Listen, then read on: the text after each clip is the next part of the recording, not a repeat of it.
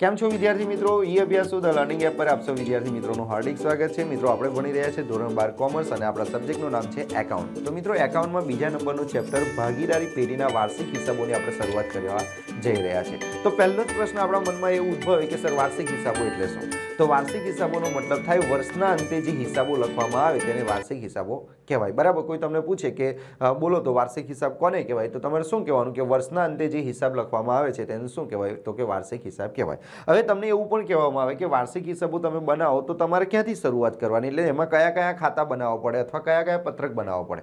તો મિત્રો એક વસ્તુ યાદ રાખો કે વાર્ષિક હિસાબો તૈયાર કરવા માટે સૌથી પહેલાં તમારે વેપાર ખાતું બનાવવું પડે। હવે કોઈ તમને પ્રશ્ન પૂછી લે કે ભાઈ વેપાર ખાતું કેમ બનાવવાનું, તો યાદ રાખજો મિત્રો, વેપાર ખાતું આપણે એટલા માટે બનાવીએ છીએ કે આપણને ખબર પડે કે આપણા ધંધાનો કાચો નફો કેટલો થયો અથવા કાચી ખોટ કેટલી થઈ, એ જાણવા માટે આપણે વેપાર ખાતું બનાવીએ। વેપાર ખાતું બની ગયા પછી એનો જેટલો પણ નફો આવ્યો હોય, કાચો નફો, એને આપણે ટ્રાન્સફર કરીએ નફા નુકસાન ખાતામાં, અથવા કાચી ખોટ આવી હોય તો આપણે નફા નુકસાન ખાતાની ઉધાર બાજુ એને ટ્રાન્સફર કરીએ, પછી આપણે નફા નુકસાન ખાતું બનાવીએ। હવે પ્રશ્ન થાય કે સર નફા નુકસાન ખાતું કેમ બનાવવાનું, તો નફા નુકસાન ખાતું બનાવવાથી આપણને જાણકારી મળે કે વર્ષના અંતે આપણા ધંધામાં ચોખ્ખો નફો અથવા ચોખ્ખી ખોટ કેટલી થઈ, એ જાણી લીધા પછી તમારે બનાવવું પડે નફા નુકસાન ફાળવણી ખાતું। હવે અડધા વિદ્યાર્થીઓને એવો પ્રશ્ન થાય કે સર નફા નુકસાન ફાળવણી ખાતું તો કેમ બનાવવાનું, તો નફા નુકસાન ફાળવણી ખાતું આપણે વહેંચણી પાત્ર નફો શોધવા માટે બનાવવાનું, અને એનું બીજું કારણ બી છે કે નફા નુકસાન ફાળવણી ખાતું એટલે નફાની ફાળવણી કરવાની ભાગીદારો વચ્ચે, એટલે જે ભાગીદારી પેઢી હોય અને જે ભાગીદારો હોય એમની વચ્ચેના જેટલા પણ ટ્રાન્ઝેક્શન હોય એ બધા ટ્રાન્ઝેક્શનની એન્ટ્રી એટલે કે વ્યવહારો, એની એન્ટ્રી તમારે નફા નુકસાન ફાળવણી ખાતામાં આપવાની। નફા નુકસાન ફાળવણી ખાતામાંથી તમને મળી જશે વહેંચણી પાત્ર નફો, એ વહેંચણી પાત્ર નફોને ભાગીદારો વચ્ચે વહેંચી નાખશો, એટલે ત્યાર પછી તમારે બનાવવું પડે મૂડી ખાતું। બરાબર છે, મૂડી ખાતું અથવા ચાલુ ખાતું। હવે પ્રશ્ન થાય કે સર મૂડી ખાતું અને ચાલુ ખાતું કેમ થાય, કેમ બનાવાય, તો કે મૂડી ખાતું અને ચાલુ ખાતું એટલા માટે બનાવવાનું કે અમુક એવા વ્યવહારો હોય કે જેને કારણે તમારી મૂડીમાં વધઘટ થતી હોય, કાં તો તમારા ચાલુ ખાતાની જે શરૂઆતની બાકી છે એમાં વધઘટ થતી હોય। હવે તમે જ્યારે પાકું સરવૈયું બનાવશો તો પાકા સરવૈયામાં મૂડીની હંમેશા આખરની બાકી લખાય અને ચાલુ ખાતાની પણ આખરની બાકી લખાય, પણ તમારા દાખલામાં આખરની બાકી નહીં આપી હોય, શરૂઆતની બાકી આપી હશે, એટલે મૂડી ખાતાની આખરની બાકી અને ચાલુ ખાતાની આખરની બાકી શોધવા માટે આપણે મૂડી ખાતા અને ચાલુ ખાતા પણ બનાવવા પડશે। હવે મૂડી ખાતા અને ચાલુ ખાતા બની ગયા પછી એની જેટલી પણ બાકી આવશે એને આપણે ટ્રાન્સફર કરીશું પાકા સરવૈયામાં, અને પછી આપણે પાકું સરવૈયું બનાવીશું, અને પાકા સરવૈયાનું બંને બાજુનું ટોટલ સરખું થઈ જાય તો આપણો દાખલો સાચો છે એવું માનવાનું। હવે બીજો એક પ્રશ્ન એવો થાય કે સર પાકું સરવૈયું કેમ બનાવવાનું, કે આપણા વર્ષના અંતે આપણું વર્ષ જ્યારે પૂરું થાય છે ત્યારે આપણા ભાગીદારી પેઢીની આર્થિક પરિસ્થિતિ કેવી છે, બરાબર, આર્થિક રીતે આપણે સદ્ધર છે કે નહીં, બરાબર, એ જાણવા માટે આપણે પાકું સરવૈયું બનાવીએ છીએ। બરાબર, તો આટલી વસ્તુ તો તમને ખબર પડી ગઈ। તો સૌથી પહેલાં મેં તમને કીધું મિત્રો કે વેપાર ખાતું બનાવવું પડે, તો મોટા ભાગના વિદ્યાર્થીઓ વેપાર ખાતામાં કઈ કઈ વસ્તુ આવે એને ગોખણપટ્ટી જ કરી નાખે છે કે વેપાર ખાતામાં શરૂનો સ્ટોક આવે, ખરીદી આવે, આ આવે, તે આવે, બધું લખી નાખે, પછી પરીક્ષામાં પાછા ભૂલી પણ જાય। એટલે મિત્રો એક વસ્તુ યાદ રાખો, જ્યારે પણ તમે એકાઉન્ટ ભણો છો તો એકાઉન્ટને ગોખણપટ્ટી ના કરો કે ઉધાર બાજુ આ ખર્ચા આવે, જમા બાજુ આ આવકો આવે, એ તો શું આગળ જતાં તમે શું કરવાના, તમને કોન્સેપ્ટ ક્લિયર હોવા જોઈએ કે વેપાર ખાતાની ઉધાર બાજુ કઈ વસ્તુ આવે ને કેમ આવે, નફા નુકસાન ખાતાની ઉધાર બાજુ કઈ વસ્તુ આવે અને કેમ આવે, બરાબર, પાકા સરવૈયામાં કઈ કઈ વસ્તુ કેમ લખીએ છીએ, કેવી રીતે લખીએ છીએ, આખી સિસ્ટમ શું છે એને સમજવી પડશે તમારે, ડાયરેક્ટ કરશો નહીં ચાલે। બરાબર, તો સૌથી પહેલાં આપણે વેપાર ખાતું બનાવવાનો પ્રયત્ન કરીએ અને પછી હું તમને સમજાવું કે વેપાર ખાતામાં કઈ વસ્તુ આવે ને કેમ આવે। તો વેપાર ખાતું બનાવે તો સૌથી પહેલાં આપણે હેડિંગ આપવું પડે તારીખ। ધ્યાન આપજો સ્ટુડન્ટ, અહીંયા મજા આવશે તમને। ને સ્ટુડન્ટ ખાસ વસ્તુ તો કે બોર નહીં થઈ જતા, કે આમ કંટાળો નહીં આવવો જોઈએ તમને, બરાબર છે। હા, શરૂઆતમાં 5 મિનિટ હું જે અત્યારે બોલ્યો, બરાબર, સર બોલ્યા જ કરે છે કંટાળો, મિત્રો આખો વિડીયો તમે જોયા કરો, ખરેખર તમને બહુ જ મજા આવવાની છે। મજા તો આવશે પણ સાથે સાથે તમને એ ખબર પડશે કે કયા ખર્ચા કેમ લખાય ને, એટલે બીજા કરતાં તમે થોડા અલગ તરી આવશો ને તમને ખુદ પણ મજા આવવાની છે, બરાબર છે। તો આ વિડીયોને અંત સુધી તમારે જોવો જ પડશે, અને આ ચેપ્ટર આપણે એટલું બધું પાકું કરવાનું છે ને કે પરીક્ષામાં કોઈ પણ પ્રકારનો દાખલો પૂછાય તમને આવડવું છે, બરાબર। હું તમને ઘણી શોર્ટ ટ્રીકો શીખવાડીશ ને ઘણું બધું આપણે શીખવાના છે, બરાબર છે। તો ચાલો આપણે શરૂઆત કરીએ। તો સૌથી પહેલાં વેપાર ખાતું બનાવે તો અહીં તારીખ લખવી પડે। માની લો કે એક્ઝામ્પલ તરીકે 31/3/2021 છે, તો અહીં લખવાનું તારીખ 31/3/2021ના રોજ પૂરા થતા વર્ષનું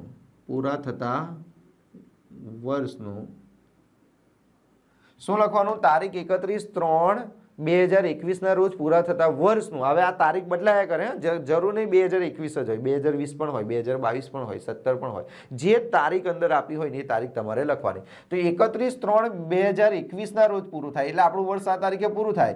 31/3/2021 રોજ પૂરા થતા વર્ષનું A અને B ની ભાગીદારી પેઢીનું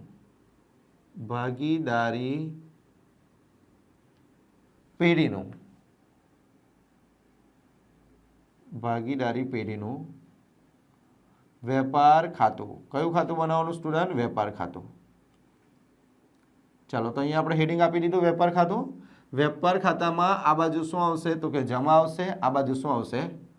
ઉધાર આવશે. બરાબર. હવે દરેક વિદ્યાર્થી મિત્રોને ખબર છે કે જ્યારે પણ આપણે વેપાર ખાતું બનાવે તો વેપાર ખાતાની ઉધાર બાજુ સૌથી પહેલા આવે શરૂઆતનો સ્ટોક. શરૂઆતનો સ્ટોક, જો કોઈ નવો ધંધો હોય તો શરૂઆતનો સ્ટોક ના આવે. શરૂઆતનો સ્ટોક ક્યારે આવે મિત્રો? કે જ્યારે વર્ષોથી ધંધો ચાલતો આવતો હોય, એટલે ગયા વર્ષનો મારો જે આખર સ્ટોક હોય એ મારો ચાલુ વર્ષનો શરૂઆતનો સ્ટોક થઈ જાય.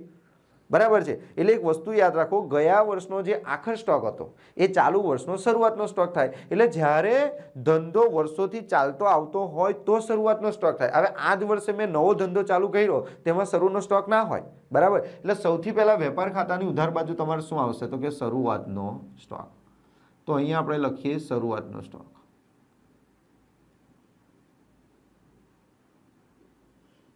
શરૂઆતનો સ્ટોક. તો મિત્રો શરૂઆતના સ્ટોકની જેટલી પણ રકમ હોય એ રકમ તમારે અહીંયા લખી દેવાની.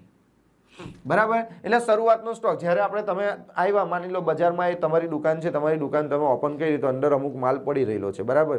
20,000નો 25,000નો, તો એ તમારો શરૂઆતનો સ્ટોક થયો. પણ શું એ 20 કે 25,000 રૂપિયાનો માલ તમારા ધંધામાં છે, શું એનાથી તમારો ધંધો ચાલશે? એ 20 કે 25,000નો માલ તો તમારો 1, 2 કે 3, 4, 5 દિવસમાં વેચાઈ જશે. તો તમે શું કરશો? તો એના માટે તમારે માલની ખરીદી કરવી પડે. એટલે મિત્રો બીજા નંબર પર આપણે અહીંયા શું કરી નાખીએ? તો કે ખરીદી કરીએ. શું કરીએ? ખરીદી કરીએ. તો આપણે અહીં ખરીદી કરીએ ને, તો જેટલી રકમ તમે ખરીદી કરી હોય ને એટલી રકમ આપણે અહીંયા લખી નાખીએ સૌથી પહેલા. અને એમાંથી શું થાય કે જ્યારે પણ મિત્રો આપણે માલ ખરીદીએ ને, તો અમુક વાર એવો થાય કે આપણે જે માલ ખરીદ્યો હોય એમાંથી અમુક માલ એવો હોય કે જે નકામો હોય અથવા ભંગાર હોય અથવા કંઈ પણ ડેમેજ હોય. ડેમેજ હોવું એટલે ખબર છે, નુકસાનીવાળો માલ હોય. હવે નુકસાનીવાળો માલ હોય તો આપણે પાછો તો આપીશું. માની લો કે કોઈ એક્ઝામ્પલ તરીકે તમે કોઈ દુકાનમાં ગયા, 2 લાખ રૂપિયાનો માલ ખરીદી લે, ઘેર આવીને જોયું તો 2 લાખ રૂપિયાનો જે માલ હતો એમાંથી 20,000 રૂપિયાનો માલ એવો હતો કે જે નુકસાનીવાળો હતો. તો આપણે એ જે નુકસાનીવાળો માલ છે એ તો પાછા આપવા જઈશું. આપણે ઝેરોક્સ કાઢવા જઈએ. બરાબર. આપણે મોટાભાગે કોલેજના સ્ટુડન્ટો ઝેરોક્સ વાપરતા હોય કે તમે ચોપડી લાવો. બરાબર છે. કોઈ સ્ટેશનરીમાંથી ચોપડી લાવ્યા ને ઘેર આવ્યા, પછી અંદર તમે ચોપડી આમ કરીને જોતા હતા ને વચ્ચે એક ચેપ્ટર આવ્યું, એ છપાયું જ નહોતું, બધું બ્લેન્ક હતું અંદર. તો તમે શું કરશો? એ ચોપડી લઈને દુકાનદાર પાસે પાછા જશો ને કહેશો, ભાઈ તમારી પાસેથી હું બુક લઈ ગયો પણ એ બુકમાં ચેપ્ટર છપાયું જ નથી, એટલે આ બુક તમે પાછી લઈ લો. એનો મતલબ અમુક વાર એવું બને કે જો નુકસાનીવાળો માલ હોય તો આપણે એને પાછો આપીએ, એને કહેવાય ખરીદ પરત. તો સ્ટુડન્ટ ખરીદ પરત જો તમારા દાખલામાં હોય તો એને તમારે શું કરી દેવું પડે? માઇનસ કરી દેવું પડે. તો અહીંયા આપણે લખીશું ખરીદ પરત. બરાબર. ખરીદ પરત. તો ખરીદ પરત તમારે અહીંયાથી માઇનસ કરી દેવાનું. બરાબર છે. હવે આની જે રકમ આવે એ રકમ આપણે અહીંયા લખીશું. અમુક વાર મિત્રો શું થાય ખબર છે? તમારા ધંધામાંથી માલ જાય. બરાબર. ઘણી બધી રીતે માલ જાય તો તમારી પાસેથી માલ ઘટતો જાય. કેવી રીતે? જેમ કે તમે જે માલ ખરીદ્યો છે, બરાબર છે, એમાંથી અમુક માલની ચોરી થઈ જાય. અમુક માલ, માની લો કે અત્યારે ચોમાસાની સિઝન છે, જોરદાર વરસાદ પડ્યો, તમારા ગોડાઉનમાં માલ ભરેલો હતો, પૂર આવ્યું, પાણીમાં તળાઈ ગયું, એટલે માલની ચોરી થઈ જાય. તો અહીંયા જેટલો માલ ખરીદેલો હશે એ માલ ઘટી જશે. ચોરી થશે તો પણ માલ ઘટી જશે. અમુક વાર એવું બને કે ધંધાના માલિકને છે ને કોઈ માલની બહુ જરૂર પડે, એના ઘરમાં જ જરૂર. માની લો કે તમે કોઈક વસ્તુ બનાવો છો ને એ જ વસ્તુ ધંધાના માલિકને જરૂર પડે, તો એ શું કરશે? ધંધામાંથી આવીને પોતાના ઘરે લઈ જશે, એટલે કે ઉપાડ કરશે કહેવાય એને. એટલે મિત્રો અમુક વાર ધંધામાંથી માલ જાય તો જે માલ જાય એ એને માઇનસ કરવાનું. હું સમજાવીશ મિત્રો, બધું ડિટેલમાં સમજ. આ તો ખાલી એમ જ લખું છું. તો અન્ય રીતે ગયેલ માલ હોય તો તમારે શું કરી દેવાનો? માઇનસ. અન્ય રીતે ગયેલ માલ. અન્ય રીતે ગયેલ માલ. હવે તમને પ્રશ્ન થાય કે સર અન્ય રીતે ગયેલ માલ એટલે શું? તો હું લખાઈશ એ બધું. અન્ય રીતે ગયેલ માલ એ જે હોય તે તમારે અહીં શું કરી દેવાનું? માઇનસ કરી દેવાનું. અને પછી રકમ તમારે બહાર લખવાની. આને તમે શું નામ આપી શકો? આને તમે ચોખ્ખી ખરીદી પણ કહી શકો છો. મિત્રો જ્યારે પણ દાખલામાં ચોખ્ખી ખરીદી કીધી હોય એટલે ખરીદ પરત માઇનસ થઈ ગયો હશે, અન્ય રીતે ગયેલ માલ બધું થઈ ગયું હશે. પછી મિત્રો અહીંયા ખર્ચા આવે, તે એને કયા ખર્ચા કહેવાય મિત્રો? એને સીધા ખર્ચા કહેવાય. કયા ખર્ચા કહેવાય? સીધા ખર્ચા. કયા ખર્ચા કહેવાય? સીધા. એટલે ખરીદીને લગતા સીધા ખર્ચા ઘણા બધા આવે. હવે કયા કયા ખર્ચા આવે પછી હું તમને સમજાવું છું, બરાબર? એવી રીતે મિત્રો આ બાજુ સૌથી પહેલાં શું આવે?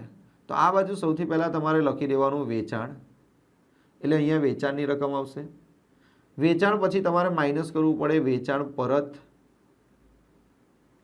વેચેલો માલ તમે પાછો આવ્યો તે રકમ તમારે ક્યાં લખવાની? બહાર. અને છેલ્લે મિત્રો જે વધેલો માલ હોય તેને કહેવાય આખર માલનો સ્ટોક, અથવા ભંગાર માલનું વેચાણ હોય તો એ પણ લખાય. અહીં તમારે શું લખી દેવાનું? ભંગાર માલનું વેચાણ. સ્ટુડન્ટ યાદ રાખજો, વેપાર ખાતું કેવી રીતે બને? તો અહીં લખવાનું ભંગાર માલનું વેચાણ, અને છેલ્લે તમે લખી શકો સ્ટુડન્ટ અહીંયા આખર સ્ટોક. આખર સ્ટોક. તો આખર સ્ટોક તમે અહીંયા લખો, બરાબર? હવે તમે આનું શું કરી દો? તો કે ટોટલ કરી દો, બરાબર છે? અહીંયા આપણે ટોટલ કરીએ. ચાલો અહીંયા આપણે ટોટલ કરીએ. તો આ ટોટલ આપણે અહીંયા કરી દીધું. એ જ ટોટલ આપણે અહીંયા કરીશું. એ ટોટલમાંથી આ ટોટલ આપણે માઇનસ કરીએ એટલે અહીંયા જે રકમ મળશે એ તમારો શું કહેવાશે? કાચો નફો કહેવાશે. શું કહેવાશે? કાચો નફો. કાચો નફો. તો સ્ટુડન્ટ આ તમારો કાચો નફો થયો. અને જરૂરી નહીં કે દાખલામાં કાચો નફો જ આવે, અમુક વાર બની શકે કે કાચી ખોટ પણ આવે. કાચી ખોટ પણ આવે. તો અહીંયા આપણે લખી દઈએ કાચી ખોટ અહીંયા આવે, બરાબર? હવે પ્રશ્ન એ થાય તમને કે સર આ વેપાર ખાતું તમે બનાવી દીધું, અમને બધી ખબર પડી સર, અત્યાર લગીને અમે બધું જ ભણીને આવ્યા છે કે શરૂઆતનો સ્ટોક કોને કહેવાય, ખરીદી, ખરીદ પરત, બધું જ ખબર. પણ સર આ સીધા ખર્ચા અહીંયા આવે, એટલે સીધા ખર્ચા એટલે કયા ખર્ચા? મિત્રો એક વસ્તુ યાદ રાખો, તમારી પાસે બે પ્રકારના ખર્ચા હોય. તમારી પાસે બે પ્રકારના ખર્ચા હોય. અહીંયા હું લખું છું ખર્ચા. ખર્ચાના બે પ્રકાર થાય છે. એક સીધા ખર્ચા, સીધા ખર્ચા, અથવા પ્રત્યક્ષ ખર્ચા પણ એને કહેવાય, પ્રત્યક્ષ ખર્ચા. અને એનું બીજું નામ પણ છે માલ ખરીદીને લગતા ખર્ચા પણ એને કહેવાય, ખરીદીને લગતા ખર્ચા. તો સ્ટુડન્ટ આ જે સીધા ખર્ચા જે છે એ હંમેશા તમારે કઈ જગ્યા પર લખવાનું? તો કે સીધા ખર્ચા હંમેશા વેપાર ખાતામાં આવે. વેપાર ખાતામાં. કયા ખાતામાં આવે બોલો તો? સીધા ખર્ચા હંમેશા વેપાર ખાતામાં આવે. આપણે શું કરીએ? ખર્ચાને ગોખીએ છીએ. એટલે ખર્ચાને ગોખવાના નહીં, ખર્ચાને ઓળખો.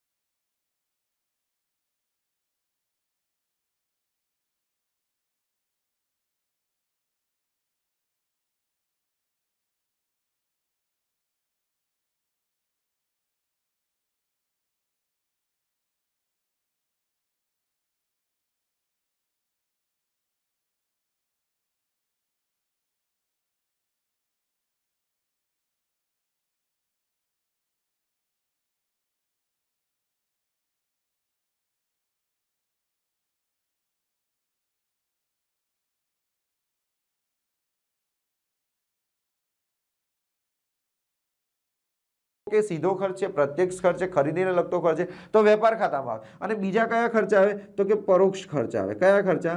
પરોક્ષ ખર્ચા. તો મિત્રો એક વસ્તુ યાદ રાખજો, જે આ પરોક્ષ ખર્ચા જે છે એ હંમેશા કયા ખાતામાં જાય? નફા નુકસાન ખાતામાં જશે. નફા નુકસાન ખાતામાં લખાશે. હવે આપણને પ્રશ્ન થાય કે સર અમને તો પણ ખબર જ નથી કે સીધા ખર્ચા કયા અને પરોક્ષ ખર્ચા કયા. તો એના માટે આપણે એક મસ્ત વાર્તા શીખવી પડશે. હું તમને એક વાર્તા કહીશ, બરાબર? એ વાર્તાને બરાબર સમજો તો તમને ખબર પડી જશે કે આ સીધા ખર્ચા કયા થશે, પરોક્ષ ખર્ચા. ગોખણ પટ્ટી કરવાની નથી. એક્ઝામ્પલ તરીકે હું તમને એવું કહું, આ બાજુ આવી જજો થોડી વાર. જો માની લો કે આ તમારી ફેક્ટરી છે. આ તમારી શું છે? ફેક્ટરી. એક એક્ઝામ્પલ તરીકે હું તમને એમ કહું કે માની લો કે મારે આ પેન બનાવી છે, બરાબર, મારે આ પેનનું ઉત્પાદન કરવું છે, તો પેનનું ઉત્પાદન કરવું હશે તો મારે ફેક્ટરી તો હશે કે નહીં, ફેક્ટરી એટલે કારખાનું તો હોય કે નહીં, કે કારખાનામાં પેન બનશે. પણ મિત્રો એક વસ્તુ સમજો કે આ પેન બનાવવા માટે મારે પહેલા કાચો માલ ખરીદવો પડે કે નહીં. હવે અર્ધકિશોર કાચો માલ એટલે શું? અરે ભાઈ આ પેન તમારે ખરીદવી હોય તો આ જે પ્લાસ્ટિકની પેન બનેલી છે તો આ પ્લાસ્ટિક ખરીદવું પડે કે ના ખરીદવું?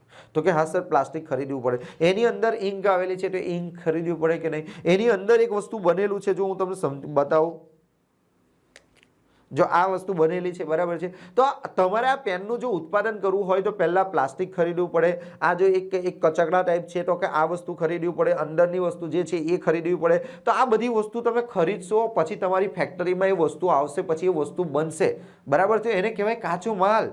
એટલે કોઈ પણ વસ્તુ બનાવવા માટે સૌથી પહેલા એને લગતો કાચો માલ તમારે ખરીદવો પડે. તો આપણે સમજીએ, માની લો એક્ઝામ્પલ તરીકે, મિત્રો બહુ જ મજા આવવાની છે, અહીંયા ધ્યાનથી બરાબર જુઓ. આ માની લો કે તમારી શું છે, ફેક્ટરી છે. ઇંગ્લિશમાં એને આપણે શું લખીશું, ફેક્ટરી. આ તમારી ફેક્ટરી. ફેક્ટરીને ગુજરાતીમાં આપણે શું કહીશું, કારખાનું. શું કહીશું, કારખાનું, બરાબર. હવે માની લો કે તમારે આ પેનનું ઉત્પાદન કરવું છે તો પહેલા કાચો માલ ખરીદવો પડશે. હવે કાચો માલ ખરીદવા માટે તમારે ક્યાં જવું પડશે? તો કે કાચો માલ ખરીદવા માટે તમારે બજારમાં જવું પડશે. તો અહીંયાથી મિત્રો આ તો રસ્તો છે, સમજી લો કે આ તમારો શું છે, તો કે રસ્તો છે, દેખાય છે ને, આ રસ્તો છે, જો પાણી નહીં, આ તો પછી પાણી જેવું લાગશે નહીં. એટલે આ આપણો રસ્તો છે. અહીંયા માની લો કે એક મોટું માર્કેટ છે. માર્કેટનો મતલબ શું થાય, તો કે બજાર છે. આ એક પ્રકારનું બજાર છે. ઇંગ્લિશમાં આપણે એને શું કહીએ, માર્કેટ. તો સ્ટુડન્ટ એક સિમ્પલ વસ્તુ છે કે જ્યારે પણ તમે કોઈ ફેક્ટરીમાં તમારે કોઈ પણ વસ્તુ બનાવવી હોય, તે વસ્તુ બનાવવા માટે સૌથી પહેલા એનો માલ તમારે ખરીદવો પડે. તો અહીંયાથી તમારે અહીંયા માલ ખરીદવા જવું છે. હવે માલ ખરીદવા જશો તો તમે શું કરશો, ચાલતા ચાલતા એમ કહીને જશો કે ભાઈ મારે માલ ખરીદવા જવું છે, ત્યાંથી માલ લેશો, માથા પર મૂકીને લાવશો? તો કે ના, એવું નહીં કરવું પડશે. અહીંયાથી કાં તો તમારે કોઈ ટ્રક કરવી પડશે, કાં તો રેલવેમાં માલ લેવા જવું પડશે. માની લો એક એક્ઝામ્પલ તરીકે આપણે એક ટ્રક લીધી, બરાબર છે, આ ટ્રક છે એવું માની લો. ભાઈ આપણું પેન્ટિંગ બહુ સરસ છે એટલે તમે બહુ દુઃખી ના થતા, સમજી લેજો કે આ આપણી ટ્રક છે. આ ટ્રક લઈને આપણે માલ લેવા ગયા. ક્યાં લેવા ગયા? બજારમાં ગયા. બજારમાં જઈને આપણે કીધું કે ભાઈ મારે માલ ખરીદવો છે. કેટલો માલ ખરીદ્યો? તો કે ખરીદી કરી. એક્ઝામ્પલ તરીકે હું તમને એવું કહું કે 50,000 રૂપિયાની ખરીદી કરી. ક્યાંથી? બજારમાંથી. હવે તમને શું લાગે સ્ટુડન્ટ, ખરીદી કરી એટલે બીજો કોઈ ખર્ચો થયો નહીં હોય? ભાઈ થયો હશે ને. અહીંયા 50,000 રૂપિયાનો માલ આપણે ખરીદ્યો તો 50,000નો માલ આ ટેમ્પામાં તો ચડાવવો પડશે કે નહીં? આ ટેમ્પો લઈને અહીંયા ગયેલા છે આપણે, બરાબર, મોટો ટેમ્પો લઈને ગયેલા છે, તો આ જે માલ આપણે ખરીદ્યો એ આ ટેમ્પામાં ચડાવવો પડશે કે નહીં? તો કે ચડાવવો પડશે. તો એના માટે આપણે મજૂર બોલાવ્યા. શું બોલાવ્યા? મજૂર. જો આ રહ્યા દેખાય છે, કેટલા મજૂર બોલાવ્યા? 3 મજૂર બોલાવ્યા. આનું નામ મચ્છર છે, માકડ છે, અને પેલાનું કોઈ બી નામ તમે જાતે આપી દો. તો 3 વ્યક્તિઓને બોલાવ્યા. એ મજૂર હતા. એ મજૂરે શું કર્યું કે અહીંયાથી જેટલો પણ સામાન હતો એ બધો સામાન ઊંચકીને ક્યાં ભર્યો? અહીંયા ભર્યો. જો આ ટ્રકમાં બધો સામાન શું કરી દીધો? આપણે ભરી દીધો, બરાબર. આ ટ્રકમાં માલ ભરાઈ ગયો. જો સમજો છે કે નહીં? તો કે ટ્રકમાં માલ ભરાઈ ગયો. હવે ટ્રકમાં માલ ભરાઈ ગયો એટલે આ લોકો શું કહેશે કે ભાઈ અમે આ મજૂરી કરી તો અમને મજૂરીના પૈસા બી મળવા જોઈએ, એટલે આપણે એમને મજૂરી ચૂકવવી પડશે. તો કેટલા રૂપિયાનો ખર્ચો થયો? 10,000 રૂપિયાનો ખર્ચો થયો. 10,000 રૂપિયા આપણે મજૂરી ચૂકવી. માની લો 1,000 હશે, ગમે તેટલી હશે, બરાબર. એટલે આ માલને આપણે અહીંયા ચઢાવ્યો એટલા માટે આપણે એને મજૂરી આપવી પડી. બીજી વસ્તુ શું સ્ટુડન્ટ સમજો. હવે સમજો. હવે આ જે માલ જે છે એ માલ તો આપણે ખરીદી લીધો, બરાબર. તો આ માલ ખરીદીને ડાયરેક્ટ ઘરે આવી જઈશું? આ માલને આપણે જે ખરીદી લીધેલો છે એ માલને ખરીદીને આપણે ડાયરેક્ટ ઘરે આવી જઈશું? તો કે ના, ડાયરેક્ટ ઘરે નહીં અવાય. કેમ? કારણ કે અહીંયા જ્યારે તમે માલ ખરીદશો તો સરકાર આવશે. સરકાર કહેશે ભાઈ ત્યાં કેટલાનો માલ ખરીદ્યો? આપણે કહીશું 50 રૂપિયા. સરકાર કે મને ટેક્સ આપ. ના, આપણે સરકારને ટેક્સ આપવો પડશે. એને કહેવાશે ઓક્ટ્રોય. એને શું કહેવાશે? ઓક્ટ્રોય. સરકાર આપણી પાસેથી શું વસૂલ કરશે? જકાત વસૂલ કરશે. શું વસૂલ કરશે? જકાત. એને ઇંગ્લિશમાં આપણે કહી શકીશું ઓક્ટ્રોય. તો સ્ટુડન્ટ આને કહેવાય ઓક્ટ્રોય. ઓક્ટ્રોયનો ખર્ચો સરકાર કહેશે તે 50,000 રૂપિયાનો માલ ખરીદ્યો, એની ઉપર 10% મારા, એટલે આપણે કહી દઈશું કે 5,000. આ ઉદાહરણ આપું છું ખાલી. તો કે જકાત નામનો ખર્ચો થાય. જો આ આપણી ફેક્ટરી છે, આપણે અહીંયા માલ ખરીદવા આવ્યા, માલ ખરીદ્યો તો માલ ખરીદ્યો તો કેટલા ખર્ચા થયા? તો માલ ખરીદવા માટે આપણે મજૂરી ચૂકવવી પડી, બરાબર. મજૂરીનું બીજું નામ પણ છે. શું છે ખબર છે? એને દરમાયો પણ કહેવાય. દરમાયો, અમુક વાર દાખલામાં દરમાયો શબ્દ આવે એટલે આપણે ગભરાઈ જઈએ, તો દરમાયો એટલે જ માસિક મજૂરી અથવા માસિક પગાર, એને શું કહેવાય? મજૂરી કહેવાય. એટલે મિત્રો યાદ રાખજો, મજૂરી એ જ તમારો શું થઈ જશે? દરમાયો થઈ જશે. તો મિત્રો પહેલા તો તમે માલની ખરીદી કરી 50,000, પછી તમે શું કર્યું? તો કે અહીં મજૂર જે હતા એમને તમે મજૂરી ચૂકવી. મજૂરીનું બીજું નામ શું? તો કે દરમાયો. આપણે જ્યારે માલ લઈને ઘરે જતા હતા તો રસ્તામાં શું કીધું? તો સરકાર આવી ગઈ. સરકાર એમ કહીને ઊભી રહી ગઈ, એ ભાઈ તું માલ ખરીદીને જાય છે, ડાયરેક્ટ ના જવા દેવો, તારે મને ટેક્સ આપવો પડશે. આપણે કહીશું કેટલો ટેક્સ? તો 5,000. એ જે ટેક્સ છે એને આપણે શું નામ આપીશું? ઓક્ટ્રોય આપીશું, જકાત આપીશું. બરાબર. અમુક વાર એવું થાય કે મિત્રો અહીંયા આપણે ટ્રક લઈને જતા હોય ને રસ્તાની ભાઈ આપણને પોલીસવાળા રોકે. કેમ? કારણ કે આપણા ટેમ્પામાં વધારે પડતો માલ છે, ઓવરલોડિંગ છે. બરાબર. તો એના માટે અમુક પૈસા ચૂકવવા પડે. તો એને આપણે એક બીજા ખર્ચ તરીકે ઓળખીશું. એને કયો ખર્ચ કહેવાશે? તોલાઈ. તોલાઈ નામનો ખર્ચ. માની લો કે આપણે 500 રૂપિયા ચૂકવવાના થયા તો એને શું કહેવાય? તોલાઈ કહેવાય. બીજી વસ્તુ શું થાય કે જ્યારે પણ સ્ટુડન્ટ અહીંયા માલ ખરીદવા જઈએ, બરાબર છે, ચાલો એ પછી તમને સમજાય. આટલી વસ્તુ થઈ ગઈ. તો કે હા સર, ખરીદી સમજાઈ ગઈ, તોલાઈ સમજાઈ ગયું, જકાત સમજાઈ ગયું, મજૂરી સમજાઈ ગયું, દરમાયો સમજાઈ ગયું. હવે મિત્રો સમજો કે અહીંયાથી આપણે ટ્રક લઈને અહીંયા આપણા ગોડાઉનમાં જવાનું છે, એટલે ફેક્ટરીમાં જવાનું. તો શું આ જે ટ્રકનો માલિક છે ભાડું આપણી પાસે નહીં માગે? તો ભાડા વગર કોઈ વ્યક્તિ આવે? તો કે સર એ તો ના આવે. એટલે આ ટ્રકનો માલિક શું કહેશે? ભાઈ અહીંયાથી માલ લઈને મારે અહીંયા જવાનું છે, તો હું એના માટે તમારી પાસે ભાડું લઈશ. તો એને કયું ભાડું કહેવાય? જો બજારમાંથી તમે ફેક્ટરીમાં માલ લઈ જાઓ. સ્ટુડન્ટ સમજો આ બજાર છે ને આ બજારમાંથી તમે જ્યારે ફેક્ટરીમાં માલ લઈ જાઓ તો એને શું કહેવાય? એને તમે કહી શકો આવક માલ ગાડા ભાડું. આવક માલ ગાડા ભાડું. આવક માલ ગાડા ભાડું કહેવાય સ્ટુડન્ટ. કેમ એને આવક માલ ગાડા ભાડું કહેવાય? કે બજારમાંથી ફેક્ટરીમાં માલની શું થાય? આવક. માલ આવે છે, માલની આવક થાય, તો એને તમે કહી શકો આવક માલ ગાડા ભાડું. આવક માલ ગાડા ભાડાને બીજા કયા નામથી ઓળખી શકીએ આપણે? લારી ભાડું પણ આપણે કહી શકીએ. અમુક વાર અમુક લોકો શું કહે? એને ગાડા ભાડું પણ કહે. તો મિત્રો ગભરાવાની કોઈ જરૂર નથી. ટ્રક છે ને ટ્રકમાં આપણે માલ લાવીએ છીએ તો એને આવક માલ ગાડા ભાડું પણ કહી શકાય, એને લારી ભાડું પણ કહી શકાય, એને ગાડે ભાડું પણ કહી શકાય. પણ અમુક વાર એવું બને સ્ટુડન્ટ કે આપણે માલ છે ને ટ્રક લઈને ના જઈએ, આપણે ટ્રેનમાં માલ મંગાવીએ. શામાં? ટ્રેનમાં. છુક ગાડી ખબર છે ને? તો ટ્રેનમાં આપણે માલ મંગાવ્યો તો ટ્રેનને આપણે શું કહીએ? તો કે રેલવે કહીએ. ટ્રેનને આપણે શું કહીએ? રેલવે. અને રેલવેનું જે ભાડું છે એને કહેવાય નૂર. રેલવેના ભાડાને શું કહેવાશે? તો કે નૂર કહેવાશે. એટલે સ્ટુડન્ટ એક વસ્તુ યાદ રાખો કે ફેક્ટરી આ છે, અહીં બજાર છે, બજારમાંથી તમે જ્યારે માલ ખરીદશો તો માલ ખરીદતી વખતે કેટલા ખર્ચા થાય? જો મિત્રો હજુ આ માલ ફેક્ટરીમાં નથી આવ્યો, આ બધા રસ્તામાં ખર્ચા થાય છે. તમે જ્યારે માલ ખરીદવા ગયા, બરાબર, તો તમે માલ અહીંયા ચઢાવ્યો, તો બરાબર એને મજૂરી ચૂકવી. મજૂરીને તમારો દરમાયો કહેવાય. પછી આપણે જ્યારે ઘરે ટ્રક લઈને આવતા હતા તો કોણ આવી ગયું? સરકાર આવી ગઈ. સરકાર કે મને ટેક્સ આપ ભાઈ, એટલે એને જકાત આપણે આપવું પડશે. તો એ આપણો જકાતને ઇંગ્લિશમાં કહેવાય ઓક્ટ્રોય કહેવાય. રસ્તામાં આવતા હતા, આપણી ગાડી ઓવરલોડિંગ છે, તો વજન કર્યું, તોલાઈ કરી, તો એવું ખબર પડી કે વધારે માલ અંદર ભરેલો છે એટલે એનો ટેક્સ આપવો પડશે, તો એને આપણે તોલાઈ કહીશું. ત્યાર પછી આરઓ જે માલિક જે છે એ માલિક શું કરશે? તો ભાઈ અહીંયાથી અહીં સુધી માલ લાવવા માટેનો ખર્ચો લેશે.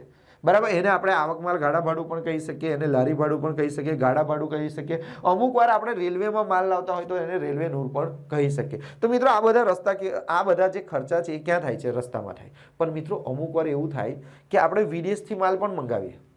જરૂરી નહીં આ આપણા દેશમાં જ છે. આ જે જકાત જે છે ને, જકાત મેં તમને લખાયું, એ જકાત ક્યારે લાગે ખબર? આપણે અંદર આપણા દેશની અંદર જ્યારે કોઈ ધંધો કરીએ તેની ઉપર આપણને જકાત લાગે. હવે માની લો કે આ વિદેશ છે, બરાબર છે, આ દરિયો છે, સમજો મિત્રો આ દરિયો છે, દેખાય જો કેવો ખતરનાક દરિયો છે, પાણી છે. મિત્રો સમજી લેશો ને આખું પાકું સર્વે કમ્પ્લીટ થઈ જશે. ખાલી આ વસ્તુ ધ્યાન આપજો. ખાલી આ તમારો દરિયો છે, બરાબર, સમજી ગયા ને કે આ દરિયો છે, બહુ વધારે પાણી નહીં પડતો, સુકાવાની તૈયારી. અંદર એક વહાણ છે, આવડતું નહીં મને, પેન્ટિંગ થોડું એવું જ છે ખતરનાક. આ આપણું વહાણ છે. હવે શું કર્યું? અમુક વાર એવું થાય સ્ટુડન્ટ કે આપણે જે માલ મંગાવવો હોય ને એ આપણા દેશમાં ના મળતો હોય તો આપણે વિદેશમાંથી પણ મંગાવવો પડે. તો વિદેશમાંથી જ્યારે આપણે માલ મંગાવીએ તો એ વહાણ દ્વારા મંગાવે. કોના દ્વારા? વહાણ દ્વારા.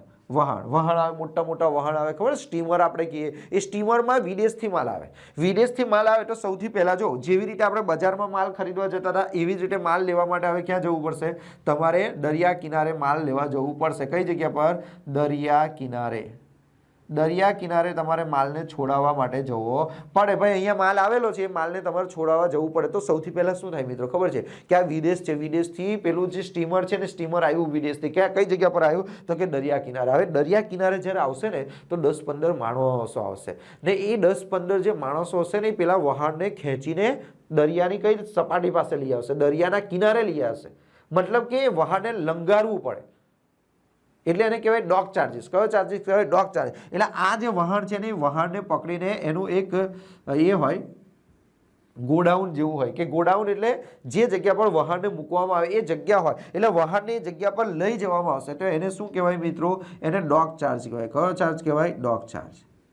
હવે આપણે માલ મંગાવેલો, સમજી લો કે આપણે ક્યાંથી માલ મંગાવેલો? વિદેશથી માલ મંગાવેલો. તો એ વહાણ આવ્યું તો વહાણને દરિયા કિનારે લંગારવા માટે અમુક માણસોને બોલાવવા પડે કે બાકી જે વહાણ હોય ડાયરેક્ટ કિનારા પર નહીં જાય, જે કિનારો હોય ને એની થોડેથી દૂર ઊભું રહે, બરાબર? તો એને દોરડું બાંધે કાં તો બધું અમુક વાર તમે જોયું હશે કે બધા ખેંચીને લઈ જાય તો એ મજૂરને બોલાવવા પડે, બરાબર? એટલે એને કહેવાય વહાણને લંગારવાનો ખર્ચ, એને કહેવાય ડોક ચાર્જીસ. કયો? ડોક ચાર્જ. હવે અહીંયા બધો સામાન ભરેલો છે, જો આ બધો શું ભરેલો છે સ્ટુડન્ટ? સામાન ભરેલો છે. આ બધા સામાનને તમારે શું કરવો પડશે? ઉતારવો પડશે. અને અહીંયા એક બીજું ગોડાઉન છે, સમજી લો ગોડાઉન છે. એ ગોડાઉનમાં તમને કીધું છે કે આ બધો જે સામાન છે ને 15 દિવસ માટે અહીંયા તમારે મૂકી રાખવાનો. કેટલા દિવસ માટે? 15 દિવસ નક્કી હોય. અમુક વાર 10 દિવસ નક્કી હોય, કોઈ દિવસ 5 દિવસ નક્કી હોય. તો આ બધો સામાન તમારે અહીંયા મૂકવો પડે, બરાબર? આ બધો સામાન તમારે મૂકવો પડે. પછી શું કરશો? જ્યારે તમે સામાન લેવા માટે અહીંયા આવશો ને એટલે આ લોકો તમારી પાસે શું કહેશે? ભાઈ તમારો સામાન અમે અહીંયા સાચવી રાખ્યો. કેટલા દિવસ? 15 દિવસ. તો એના માટે તમારે ખર્ચ ચૂકવવો પડશે. એને કહેવાય ગોડી ચાર્જ. શું કહેવાય? ગોડી ચાર્જ કહેવાય. શું કહેવાય? ગોડી ચાર્જ. તો તમે જુઓ મિત્રો, જ્યારે આપણે માલની ખરીદી કરીએ તો કેટલા બધા ખર્ચા રસ્તામાં જ ચૂકવવા પડે છે. અમુક વાર શું થાય કે તમને એવું કીધું ભાઈ 15 દિવસમાં માલ લઈ જવાનો, પણ તમે 15 દિવસમાં એ માલ લઈ જાઓ તો એ લોકો શું કહે? ભાઈ 15 દિવસ માટે મેં તમારો માલ સાચવ્યો તો એના બદલામાં તમારે મને 2-3 હજાર રૂપિયા આપવા પડશે. તો એને શું કહેવાશે? ગોડી ચાર્જ કહેવાશે. પરંતુ સ્ટુડન્ટ અમુક વાર એવું થાય કે 15 દિવસની જગ્યા પર આપણને ટાઈમ જ ના મળ્યો માલ લેવા જવાનો, એટલે આપણે 15 દિવસની જગ્યા પર કેટલા દિવસ પછી ગયા? 20 દિવસ પછી ગયા. તો 20 દિવસ પછી ગયા એટલે અહીંયા આ જે ગોડાઉન હશે એનો માલિક શું કહેશે? જો 15 દિવસનો ખર્ચો તો તમારે મને 2000 રૂપિયા આપવો જ પડશે અને એ જે ખર્ચો છે એ ગોદી ચાર્જ છે, બરાબર? પરંતુ 15 દિવસની અંદર તમારે માલ લઈ જવાનો હતો, તમે 5 દિવસ લેટ આવ્યા, તમે 20 દિવસ પછી આવ્યા, એટલે 5 દિવસનો એક્સ્ટ્રા ખર્ચ તમારે ચૂકવવો પડશે. સ્ટુડન્ટ, તો 5 દિવસનો જે વધારાનો ખર્ચ ચૂકવ્યો એને શું કહેવાય? ડેમરેજ કહેવાય. શું કહેવાય? એને ડેમરેજ કહેવાય. તો આ આપણો ડેમરેજ નામનો ખર્ચો થઈ ગયો, બરાબર છે? હવે આપણે કીધું કે ચાલો ભાઈ બધું ક્લિયર કરી દે, હિસાબ જે પણ હોય, જે કંઈ મારે લેવાના હોય, આપવાના હોય, બધું પણ પતાવી દે, કશું કંઈ બાકી ના હોય. અમુક વાર શું થાય કે અહીંયાથી માલ આવે ખરો પણ અમુક પૈસા બાકી બોલતા હોય કે કંઈ પણ હોય, એટલે આપણે એ માલને ક્લિયર કરાવવો પડે. શું કરાવવું પડે? ક્લિયર. તો એને કયો ખર્ચ કહેવાય? Clearing charges. કયો? ક્લિયરિંગ ચાર્જીસ કહેવાય. સ્ટુડન્ટ, એને કયો ખર્ચો કહેવાય? ક્લિયરિંગ ચાર્જીસ, બરાબર? ક્લિયરિંગ ચાર્જીસનો મતલબ એવો થાય કે તમે જે માલ લઈને અહીંયાથી તમારા ગોડાઉનમાં લઈ જવાના છે તો એ માલ પર કોઈ પણ પ્રકારનું કોઈ પણ ખર્ચો તો બાકી તો નથી ને? કોઈને પૈસા ચૂકવવાના બાકી નહીં? આખો માલ એકદમ સેફ છે ને? કોઈને આપવા લેવાના નથી ને? નહીં. તો એને ક્લિયર કરાવવો પડે. તો ક્લિયરિંગ ચાર્જીસ પણ તમારે ચૂકવવો પડે. હવે શું થાય સ્ટુડન્ટ? અહીંયાથી ગોડાઉનમાં છે ને અહીંયા ટ્રક લઈને તમે જતા રહ્યા ક્યાં? ફેક્ટરીમાં. બસ સરકાર આવી, સરકાર કહે નહીં, ડાયરેક્ટ માલ લઈને તમે ગોડાઉનમાં ના જઈ શકો. વિદેશથી માલ મંગાવ્યો છે ને, તો વિદેશથી માલ મંગાવ્યો હોય તો તમારે એની ઉપર ટેક્સ ચૂકવવો પડશે. એને કસ્ટમ ડ્યુટી કહેવાય. કઈ ડ્યુટી? કસ્ટમ ડ્યુટી કહેવાય સ્ટુડન્ટ. Custom duty. કસ્ટમ ડ્યુટીને બીજું શું કહેવાય? આયાત જકાત. આયાત અને જકાત. કાં તો તમે વિદેશમાં માલ મોકલો, કાં તો વિદેશમાંથી માલ આવે તો સરકારને એની ઉપર તમારે ટેક્સ આપવો પડે. એને કહેવાય કસ્ટમ ડ્યુટી અથવા એને આ કહેવાય આવક અને આયાત અને જકાત. આયાત અને જકાત એટલે ટેક્સ સરકારને તમારે આપવો પડે. ડાયરેક્ટ તમે લઈ જઈ શકો નહીં, બરાબર? તો આ બધા ખર્ચા જુઓ રસ્તામાં થાય છે, બરાબર છે? અમુક વાર ખરાજાત નામનો એક ખર્ચ આવ્યો. ખરાજાત ખર્ચ એટલે શું? કે તમારો જે માલ છે એ માલ ખરો ને મજૂરી કે નુકસાનીને કારણે અમુક ખર્ચો તમારે કરાવવો પડે માલ પર, તો એને ખરાજાત કહેવાય. અમુક મહાજન લાગો નામનો પણ ખર્ચો છે. એવા ઘણા બધા ખર્ચા હોય સ્ટુડન્ટ. તો એ બધા બહુ ખર્ચા નહીં લખાતો, આટલા ખર્ચા મેં લખાયા કે જ્યારે પણ તમે માલ ખરીદો તો આટલા ખર્ચા થાય, બરાબર છે? ચાલો, પછી આ માલ માની લો કે અહીંયાથી માલ તમારો આવી ગયો ક્યાં? ગોડાઉનમાં. કાં તો પછી બજારમાંથી ખરીદેલો હોય તો અહીં ગોડાઉનમાં માલ આવી ગયો. જો સ્ટુડન્ટ તમે વિદેશથી માલ ખરીદેલો હશે તો આ બધા ખર્ચા આવશે, અને જો બજારમાંથી ખરીદેલો હશે તો આટલા જ ખર્ચા આવશે, બરાબર? તો અહીંયા તમારી ફેક્ટરીમાં તમારો માલ આવી ગયો. ચાલો, અહીં માલ ફેક્ટરીમાં મુકાઈ ગયો. સ્ટુડન્ટ, અહીંયા ફેક્ટરીમાં માલ આવી જશે પછી શું થશે? ફેક્ટરીમાં વસ્તુ તો બનશે, વસ્તુ બનાવવા, એટલે વસ્તુ બનાવવા માટે અમુક ખર્ચો લાગે. એમાં શું કહેવાય? ઉત્પાદક મજૂરી. ઉત્પાદક મજૂરી માની લો કે 2000 રૂપિયાની ઉત્પાદક મજૂરી થઈ, બરાબર? કેમ કે અહીંયા હજુ કાચો માલ આવ્યો. હવે કાચો માલ અહીંયા બનશે. અહીંયા જ્યારે કાચો માલ બનશે તો એને કઈ મજૂરી કહેવાય? ઉત્પાદક મજૂરી કહેવાય. અમુક વાર માલ ચઢાવવા ઉતારવાનો ખર્ચો પણ હોઈ શકે. હવે સમજી લો મિત્રો, આને કારખાનું કહેવાય. તો આ કારખાનામાં મેનેજર હોય તો કારખાના મેનેજરનો પગાર પણ ચૂકવવો પડે. કારખાનામાં એક મેનેજર રાખેલો, કારખાના મેનેજરનો પગાર. કારખાના મેનેજરને પગાર આપણે ચૂકવવો પડે. કેટલો? માની લો કે 20,000 કારખાના મેનેજરને પગાર ચૂકવ્યો. પછી આ જે કારખાનું છે એમાં વીજળી તો જરૂર પડે કે નહીં? વીજળી બત્તી આપણે જે કહીએ તે, તો વીજળી બત્તી લાઇટ બિલ ના આવે, લાઇટ બિલ, તો લાઇટ બિલ 1,000 રૂપિયાનું લાઇટ બિલ થયું. પછી આ જે ફેક્ટરી છે એમાં તમારે વસ્તુનું ઉત્પાદન કરવા માટે યંત્રો ખરીદવા પડશે, પ્લાન્ટ અને યંત્રો. તો કારખાનાના પ્લાન્ટ અને યંત્રોનો ઘસારો, કારખાનાના પ્લાન્ટ અને યંત્રોનો ઘસારો, બરાબર. તો અહીંયા આ બધા ખર્ચા થાય સ્ટુડન્ટ. આ કયો ખર્ચો થયો? ઉત્પાદક મજૂરી, કારખાના મેનેજરનો પગાર, વીજળી બત્તી, કારખાના પ્લાન્ટનો ઘસારો, કારખાનાના મકાનનો ઘસારો પણ હોઈ શકે છે. એટલે કે પ્લાન્ટ કહેવાય ને. કારખાનાના મકાન પર ઘસારો,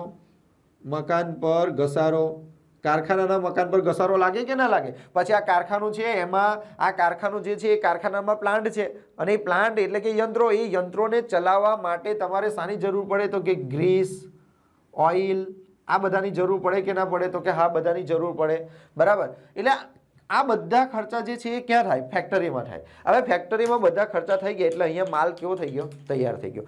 આ માલ તૈયાર થઈ જાય એટલે અહીંયાથી એ માલ ક્યાં જાય? તો કે આ માલ અહીંયાથી જશે ગોડાઉનમાં જશે. ક્યાં જશે? ગોડાઉન નહીં તો પછી આપણે કહી દઈએ શોરૂમમાં જશે. ક્યાં જશે? શોરૂમ. શોરૂમને બીજું આપણે કયા શબ્દમાં શું કહી શકીએ? વેચાણ વિભાગ કહેવાય. વેચાણ વિભાગ. કયો વિભાગ કહેવાય? વેચાણ વિભાગ. તો સ્ટુડન્ટ, વેચાણ વિભાગ એટલે શું?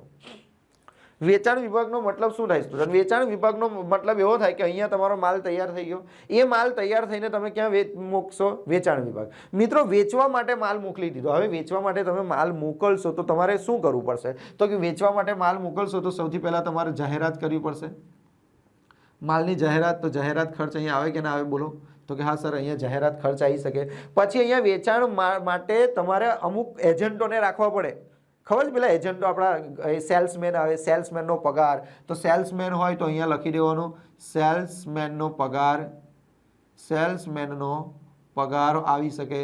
પછી એનું કમિશન પણ આવી શકે સ્ટુડન્ટ. સેલ્સમેનનો પગાર આવે, કમિશન આવે. પછી બીજું શું આવી શકે? બોલો. ઘણા બધા ખર્ચા આવી શકે સ્ટુડન્ટ. અહીં મેનેજર હોય તો મેનેજરને આપણે પગાર આપવો પડે, તો મેનેજરને આપણે પગાર આપવો પડે, તો પગાર આપવો પડે, બરાબર. જો વીમા પ્રીમિયમ લીધું હોય, અહીંયા તૈયાર માલ રાખેલો છે, એ તૈયાર માલ બગડી જાય, કદાચ ચોરી થઈ જાય, કંઈ પણ થાય તો એના માટે તમારે વીમા પ્રીમિયમ લેવું પડે. તો વીમા પ્રીમિયમનો ખર્ચો પણ તમારે અહીંયા આવશે, બરાબર. પછી બીજો કયો ખર્ચો આવી શકે? ઘણા બધા ખર્ચા આવી શકે મિત્રો. અંદર કેટલા બધા ખર્ચા લખેલા છે, તમારે જોઈએ એટલા ખર્ચા. બીજું શું કરવું પડે? મેન વસ્તુ તમને કહું ને સ્ટુડન્ટ, તો અહીંયા તમારો માલ તૈયાર થઈ ગયો, અહીં તમારો માલ તૈયાર થઈ ગયો, તો એ માલને લઈને તમારે ક્યાં જવું પડશે? શોરૂમમાં. સ્ટુડન્ટ, આ માલને લઈને તમારે ક્યાં જવું પડશે? શોરૂમમાં. તો અહીંયા શું થાય? માલની જાવક થઈ. જો અહીંયા પહેલા માલ આવેલો, માલ આવ્યો પછી ગયો, માલ આવ્યા પછી ગયો એટલે માલની જાવક થઈ, એટલે જાવક માલ ગાડા ભાડું. જાવક માલ ગાડા ભાડું. તો સ્ટુડન્ટ, જાવક માલ ગાડા ભાડુનો ખર્ચો ક્યાં થાય? વેચાણ વિભાગમાં જાવક માલ ગાડા ભાડુનું થાય. હવે અહીંયાથી અહીં માલ આવે છે તો અહીં કશા માટે આવ્યો હશે ને? કાં તો કોઈ ટ્રક બોલાવ્યો હશે, કંઈ પણ બોલાવ્યો હશે, અહીંયાથી અહીં માલ મોકલ્યો હશે, એને જાવક માલ ગાડા ભાડું કહેવાય. પછી આ જે વેચાણ વિભાગ છે ને, એ માની લો કે અહીંયા કોઈ ગ્રાહક છે, આણે કીધું કે ભાઈ મારે માલ ખરીદવો છે, તો આ લોકો શું કે તમે ટેન્શન ના લો, તમારો માલ હું તમારા ઘરે પહોંચાડી દઈશ. તો એને શું કહેવાય? ડિલિવરી વાનના ખર્ચા. ડિલિવરી વાનના ખર્ચા. તો સ્ટુડન્ટ, ડિલિવરી વાનનો ખર્ચો પણ તમારો થાય, બરાબર. એટલે એક વસ્તુ યાદ રાખો, આ વેચાણ વિભાગ છે. વેચાણ વિભાગમાં કયા કયા ખર્ચા થાય? જાહેરાત ખર્ચ થાય, સેલ્સમેનનો પગાર આવે, બોનસ આવે, કમિશન આવે, સેલ્સમેનનો પગાર આપવાનો હોય, મેનેજર હોય ને, સેલ્સમેનનો મેનેજરને પગાર આપવામાં આવે, વીમા પ્રીમિયમ આવે, ડિલિવરી વાનના ખર્ચા આવે, જાવક માલ ગાડા ભાડું આવે. બીજો કોઈ ખર્ચો રહી ગયો હોય તો આપણે જોઈ લઈએ. જાવક માલ ગાડા ભાડું, સેલ્સમેનનો પગાર, કમિશન, જાહેરાત, ડિલિવરી વાન, બરાબર. પછી અહીંયા જે વેચાણ વિભાગ છે એમાં પેકિંગ પણ કરવામાં આવે. શું કરવામાં આવે? પેકિંગ. તો પેકિંગનો ખર્ચ થાય. પછી આ શોરૂમ છે, શોરૂમનું ભાડું હોય ને, શોરૂમના ભાડાને બીજું શું કહેવાય? વખારનું ભાડું અથવા વખાર ખર્ચ. વખારનું ભાડું પણ તમે કહી શકો છો, બરાબર છે. વખારનું ભાડું આવી ગયું, શોરૂમના ખર્ચા આવી ગયા, પેકિંગ ખર્ચ આવી ગયા, બરાબર. બધું આવી ગયા. તો આ બધા જે ખર્ચા છે એ કયા છે? વેચાણ વિભાગમાં. સ્ટુડન્ટ, વેચાણ વિભાગ પતી ગયા પછી બીજો એક નવો વિભાગ આવે. એ નવા વિભાગને કહેવાય નાણાકીય વિભાગ. કયા? નાણાકીય વિભાગ. કયો વિભાગ બોલો? નાણાકીય વિભાગ. તો સ્ટુડન્ટ આ જે નાણાકીય વિભાગ છે એ શું કરે? ભાઈ નાણાકીય વિભાગે આપણને પૈસા પૂરા પાડે. પૈસા પૂરા પાડે એટલે ધંધો ચલાવવા માટે કઈથી પૈસા લાવવાના છે, ક્યાંથી પૈસા ઉછીના લેવાના છે, કોને પૈસા આપવાના છે, એ બધાનું ડિસિઝન કોણ લે? નાણાકીય વિભાગ. તો નાણાકીય વિભાગમાં પણ અમુક ખર્ચા થાય. કયો? તો પહેલો ખર્ચો થાય બેંક ઓવરડ્રાફ્ટનું વ્યાજ થાય. બેંક ઓવરડ્રાફ્ટનું વ્યાજ થાય. લીધેલ લોનનું વ્યાજ થાય. લીધેલી લોન હોય તો તેનું વ્યાજ આવે. લીધેલી લોનનું વ્યાજ આવી જાય એટલે બેંક ઓવરડ્રાફ્ટનું વ્યાજ આવે, લીધેલ લોનનું વ્યાજ આવે, બેંક ચાર્જીસ આવે. બેંક ચાર્જીસ આવે. તો મિત્રો આ બધા ખર્ચા ક્યાં થાય? નાણાકીય વિભાગમાં. હવે આ બંને વિભાગને સાચવવા માટે એક બીજો વિભાગ આવે, એને કહેવાય ઓફિસ વિભાગ. કયો વિભાગ કહેવાય? ઓફિસ વિભાગ. ઓફિસ વિભાગ શું કરે સ્ટુડન્ટ? કે આ બધાને સાચવે. તો ઓફિસ વિભાગમાં પણ અમુક ખર્ચા. ઓફિસ એટલે ઓફિસમાં બેસીને કામ કરવાનું હોય. તો ઓફિસ વિભાગમાં કયા કયા વસ્તુ આવી શકે? તો સ્ટુડન્ટ ઓફિસ વિભાગનો પગાર આવી શકે, પછી ભાડું આવી શકે, ટાર અને ટપાલ આવી શકે. ટાર અને ટપાલ આવી શકે. બધા ખર્ચા થાય કે નહીં? પછી વીજળી બિલ આવી શકે. બરાબર. પછી બીજું શું આવી શકે બોલો? પગાર આવી શકે, ભાડું આવી શકે, ટાર ટપાલ આવી શકે, વીજળી બિલ આવી શકે, પછી ઘણું બધું આવી શકે. કેટલા બધા ખર્ચા લખશો તમે બોલો? પગાર, ભાડું, કરવેરા આવી શકે. કરવેરા પણ આવી શકે. કરવેરા પણ કોણ ચૂકવશે? ઓફિસ જ ચૂકવશે. પછી અમુક વાર કાનૂની ફી આવી શકે. કાનૂની ફી, માની લો કે તમારે આ બધાનું ઓડિટ કરાવવું છે તો ઓડિટ ફી પણ આવશે. ઓડિટ ફી પણ આવી શકશે. બરાબર. ઓડિટ ફી પછી કયું? વીજળી ખર્ચ, પ્રોવિડન્ટ ફંડમાં ફાળો. તો સ્ટુડન્ટ આટલા બધા ખર્ચા થાય ધંધામાં, આટલા બધા. એની સિવાયના ખર્ચા પણ હજુ બાકી છે, હજુ હું લખાઈશ. એ ખર્ચા કેવા? અન્ય ખર્ચા તરીકે ઓળખશો. તો મિત્રો આ જેટલા બધા ખર્ચા લખાયા એમાંથી વેપાર ખાતામાં કયા ખર્ચા થાય અને નફા નુકસાન ખાતામાં કયા ખર્ચા થાય, કેવી રીતે ખબર પડે? તો મિત્રો અહીંયા ધ્યાન આપજો, હું તમને જે બતાવું એ બધા ખર્ચા વેપાર ખાતામાં જશે. જો આ જે ખર્ચા છે અહીંયાથી અહીં સુધી, બરાબર છે, વસ્તુનું ઉત્પાદન થાય ને ત્યાં સુધીના આ બધા ખર્ચા. જુઓ આ બધા ખર્ચા તમારા કયા ખાતામાં જાય? વેપાર ખાતા. ને આ બધા જે ખર્ચા મેં કર્યા ને આ બાજુ દેખાય છે ને તમને? જો ફરીવાર બતાવી દઉં, આ જે ખર્ચા છે તે આ બધા ખર્ચા કયા ખાતામાં જાય? તો કે આ બધા ખર્ચા તમારા વેપાર ખાતાની અંદર જશે. કેમ વેપાર ખાતાની અંદર જશે? કારણ કે આ વસ્તુ બનાવવા માટેના ખર્ચા છે અથવા વસ્તુ ખરીદતી વખતે થયેલા ખર્ચા છે. વસ્તુ ખરીદતી વખતે થયેલા ખર્ચા છે. તો જો આપણે બેનો ડિફરન્સ કરીએ, આ જે ખર્ચા છે એ બધા કઈ જાય? વેપાર ખાતામાં. અને અહીંયાથી તમારા કારખાનામાંથી એકવાર માલ નીકળી ગયો બહાર, સમજો મિત્રો, તમારા કારખાનામાંથી એકવાર માલ બહાર નીકળી ગયો એટલે કઈ જતો રહ્યો? શોરૂમમાં જતો રહ્યો. પછી જેટલા પણ ખર્ચા થાય, વેચાણ વિભાગમાં જેટલા ખર્ચા થાય, નાણાકીય વિભાગમાં જેટલા ખર્ચા થાય, ઓફિસ વિભાગમાં જેટલા ખર્ચા થાય, કાં તો અન્ય રીતે કોઈ પણ ખર્ચો થાય, એ બધાને કયા ખર્ચા કહેવાય? પરોક્ષ ખર્ચા. આને કહેવાય સીધા ખર્ચા. આ જે છે એને સીધા ખર્ચા કહેવાય. આ બધા જે લખ્યા છે કયા? નફા નુકસાન ખાતામાં આવતા ખર્ચા કહેવાય. બરાબર. એટલે ગોખણપટ્ટી નહીં કરવાનું મિત્રો. તો હવે આપણે જોઈએ મિત્રો, અહીં ધ્યાન આપજો. સીધા ખર્ચા આપણે અહીંયા લખીએ કયા કયા ખર્ચા આવી શકે. વેપાર ખાતામાં કયા કયા ખર્ચા આવી શકે. પણ એક વસ્તુ યાદ રાખો સ્ટુડન્ટ, આ ખર્ચા જે છે ને કારખાનાના ખર્ચા, એ કારખાનાના ખર્ચા ક્યારેક જ આવે. એ ક્યારે આવે ખબર છે? જો તમે ધંધો બે રીતે કરી શકો. એક ધંધો કેવી રીતે કરી શકો? કોઈ કાચો માલ ખરીદો, ફેક્ટરીમાં લાવો, ફેક્ટરીમાં વસ્તુ બનાવો તો કારખાનાનો ખર્ચો પણ આવે. પણ અમુક વાર શું થાય? કોઈની પાસેથી આપણે માલ ખરીદીએ અને કોઈ બીજાને વેચીએ તો એમાં ફેક્ટરીની જરૂર ના પડે. અહીંથી માલ લીધો, અહીં મેં માલ વેચ્યો, તો એમાં ફેક્ટરીની કોઈ જરૂર પડે? આ પેન છે મેં કોઈની પાસેથી 10 રૂપિયામાં લીધી અને બીજાને 15 રૂપિયામાં વેચી દીધી, શું આ પેન બનાવવાની જરૂર પડી? એ તો તૈયાર જ હતી. તો મિત્રો એમાં ફેક્ટરીના ખર્ચા ના આવે. તો એમાં ખાલી કયા ખર્ચા આવે? આટલા જે ખર્ચા છે નીચેવાળા, આ નીચેવાળા જેટલા ખર્ચા છે એટલા જ આવે. બરાબર. પણ જ્યારે તમે કોઈ વસ્તુનું ઉત્પાદન કરતા હોય, જ્યારે તમે કોઈ વસ્તુ બનાવતા હોય તો તમારા કારખાનાને લગતા ખર્ચા પણ આવે. કારખાના મેનેજરનો પગાર આવે, કારખાનાનું ભાડું આવે, કારખાનાના પ્લાન્ટ અને યંત્રોનો ઘસારો આવે, કારખાનાના મકાન પર ઘસારો આવે, ઓઇલ આવે, ગ્રીસ આવે, રોયલ્ટી કરીને આવે છે તો રોયલ્ટી નામનો ખર્ચો પણ આવે. રોયલ્ટી નામનો ખર્ચો પણ ઘણા બધા આવી શકે. એટલે મિત્રો હવે આપણે વેપાર ખાતું બનાવીએ. અહીંયાથી જોઈને આપણે વેપાર ખાતામાં કયા કયા ખર્ચા લખી નાખીએ. રેલવે નૂર આવે, ગાડા ભાડું આવે, લારી ભાડું આવે, આવકમાલ ગાડા ભાડું આવે, તોલાય આવે, જકાત આવે, મજૂરી આવે, પછી દરમાયો આવે, પછી આ કસ્ટમ ડ્યુટી એટલે આવક અને જાવક આવે, ક્લિયરિંગ ચાર્જીસ આવે, ગોડી ચાર્જીસ આવે, બરાબર, ગોડાઉનનું ભાડું આવી શકે, ડેમરેજ આવી શકે, ડોક ચાર્જ આવી શકે, મહાજન લાગુ આવી શકે. બરાબર છે. એવા કેટલા બધા હજુ ખર્ચા છે. વોરફેજ મેં તમને કીધેલું, બરાબર છે, તે પણ આવી શકે. એટલે હજુ કઈ રીતે અન્ય રીતે ગયેલ માલ પછી અહીંયા તમારે બધા ખર્ચા લખી દેવાના. ચાલો કયા કયા ખર્ચા લખીએ? તો કે ભાઈ રેલવે નૂર પર વેપાર ખાતામાં આવે. રેલવે નૂર આપણે વેપાર ખાતામાં લખી નાખીએ. રેલવે નૂરને બીજો કયા શબ્દમાં કહીએ? એને ગાડા ભાડું પણ કહી શકીએ, અથવા એને તમે લારી ભાડું પણ કહી શકો. ગાડા ભાડું આપેલું હોય અથવા લારી ભાડું આપેલું હોય તો એ પણ તમારે સ્ટુડન્ટ લખવાનું. ચાલો એટલું લખાઈ ગયું. ગાડા ભાડું, લારી ભાડું, આવક માલ ગાડા ભાડું. આવક માલ ગાડા ભાડું પણ તમે લખી શકો. આવક માલ ગાડા ભાડું.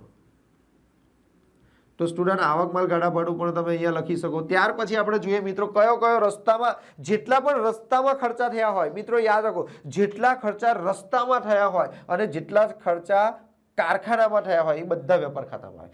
એકવાર માલ કારખાનાની બહાર જતો રહે પછી કોઈ ખર્ચો વેપાર ખાતામાં ના આવે, એ બધો નફા નુકસાન થાય. આ પરોક્ષ ખર્ચા કહેવાય, એના સીધા ખર્ચા કહેવાય. આવક માલ ગાડા ભાડું આ પતી ગયો ખર્ચો. પછી કયો કયો ખરીદી તો આવી ગઈ. તોલાઈ જકાત આવશે, તોલાઈ આવે, તોલાઈ નામનો ખર્ચો આવી શકે. પછી જકાત આવે એટલે કે ઓક્ટ્રોય કહેવાય એને. શું કહેવાય એને? ઓક્ટ્રોય આવશે. બરાબર. ઓક્ટ્રોય પછી જકાત આવી ગયું. મજૂરી તમે લખી તો મજૂરી તમારે લખી દેવાની સ્ટુડન્ટ. મજૂરી અને બીજું શું કહેવાય? દરમાયો પણ કહી શકાય. મજૂરીનું બીજું નામ શું છે? તો કે દરમાયો પણ લખી શકાય. બરાબર. આ બાજુ જો માની લો કે આપણે વિદેશથી માલ મંગાવતા હોય તો કયો કયો ચાર્જ આવશે? ગોદી ચાર્જ આવશે. ગોડી ચાર્જ તમારે લખી દેવાનું. બરાબર. ત્યાર પછી ક્લિયરિંગ ચાર્જીસ પણ તમે લખી નાખો. ક્લિયરિંગ ચાર્જીસ, ક્લિયરિંગ ચાર્જીસ પણ તમારે લખી નાખવાનું. ગોડી ચાર્જ લખી નાખો. પછી બીજો ડેમરેજ લખી નાખો. ડેમરેજ લખી નાખો. બરાબર. પછી મહાજન લાગો, મહાજન લાગો લખી નાખો. બરાબર છે. તો આ બધા ખર્ચા છે સ્ટુડન્ટ વેપાર ખાતામાં આવતા. બરાબર. ડોક ચાર્જ બાકી છે તો કે ડોક ચાર્જ લખી નાખો. ડોક ચાર્જ લખી નાખો. બરાબર છે. તો ડોક ચાર્જ પણ ત્યાં આવશે. બરાબર. વહન કસ્ટમ ડ્યુટી આવી ગઈ. આયાત અને જકાત, આયાત અને જકાત તો અહીંયા તમારે લખી દેવાનું આયાત અને જકાત. તો આયાત અને જકાત તમે અહીંયા લખી નાખો. બરાબર. તો આયાત અને જકાત તમારું થઈ ગયું. મજૂરી બધું પતી ગયું. બરાબર છે. હજુ કોઈ ખર્ચો કદાચ રહી ગયો હોય તો આપણે જોઈ લઈએ. રેલવે નૂર, જકાત, આયાત, લારી ભાડું, ગોળી ચાર્જ, ડેમરેજ, વોરફેજ. સ્ટુડન્ટ એક વોરફેજ નામનો ખર્ચો પણ આવે છે તો એ પણ વોરફેજ પણ જો તમારા દાખલામાં વોરફેજ આપેલું હોય તો વેપાર ખાતામાં વોરફેજ લખવાનું. મહાજન લાગુ આવી ગયો. તોલાઈ, કસ્ટમ ડ્યુટી, ડોક ચાર્જીસ, દરમાયો, ખરાજાત. ખરાજાત રહી ગયેલું છે તો ખરાજાત પણ આપણે લખી દઈએ સ્ટુડન્ટ. તો અહીંયા તમારો ખર્ચો આવશે ખરાજાત. તો ખરાજાત પણ તમારે લખી દેવાનો. બરાબર છે. તો મિત્રો આપણું વેપાર ખાતું અહીંયા પૂરું થયું. બરાબર. તો આ વેપાર ખાતાના ખર્ચા આપણે સાફ કરી નાખીએ. હવે આ બધા જે ખર્ચા છે સ્ટુડન્ટ, જો આ બધા વેપાર ખાતાના ખર્ચા, બરાબર છે, આ બધા વેપાર ખાતાના ખર્ચા આપણે લખી નાખ્યા ને એને સાફ પણ કરી નાખ્યા. પણ હજુ રહી ગયા ને વેપાર ખાતાના ખર્ચા. આટલા ના આવે. માની લો કે તમે કોઈ વસ્તુનું ઉત્પાદન કરતા હોય તો હજુ કારખાનાને લગતા ખર્ચા પણ આવશે. કયા ખર્ચા આવશે? તમારા ઉત્પાદનને લગતા ખર્ચા, એટલે કે કારખાનાને લગતા ખર્ચા, ઉત્પાદનને લગતા ખર્ચા. જો તમે કોઈ વસ્તુનું ઉત્પાદન કરતા હોય તો આટલા ખર્ચા પાછા વધારાના આવે. તો એમાં કારખાનાનું ભાડું થઈ જાય. કારખાનાનું ભાડું આવે. કારખાના મેનેજરનો પગાર, કારખાના મેનેજરનો પગાર, કારખાના મેનેજરનો પગાર આવે. પછી વીજળી બિલ આવે.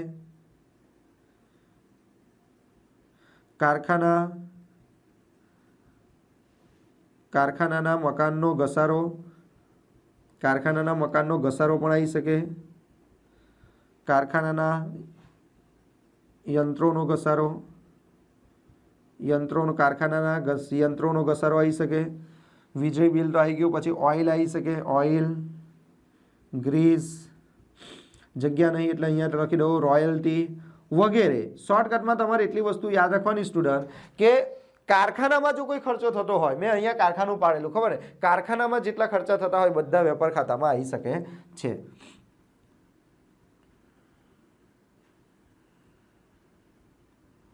તો ગોખણપટ્ટી નહીં કરવાની સ્ટુડન્ટ. તમને કોઈ પૂછે તો તમારે કહેવાનું કે વેપાર ખાતામાં કયા ખર્ચા આવે, તો કે આપણે માલ ખરીદવા જઈએ, એ માલ ખરીદવાથી લઈને એ માલને આપણે ફેક્ટરીમાં લાવીએ, ફેક્ટરીમાં એ માલ બનાવીએ, ત્યાં સુધીના જેટલા પણ ખર્ચા થાય બધા વેપાર ખાતામાં આવે. એકવાર ફેક્ટરીની બહાર નીકળી જાય માલ, ત્યાર પછીના જેટલા ખર્ચા હોય નફા નુકસાન ખાતામાં આવે. બરાબર છે. તો અહીંયા આપણું આવી ગયું બધું. હવે આપણે અહીંયા ટોટલ કરીએ.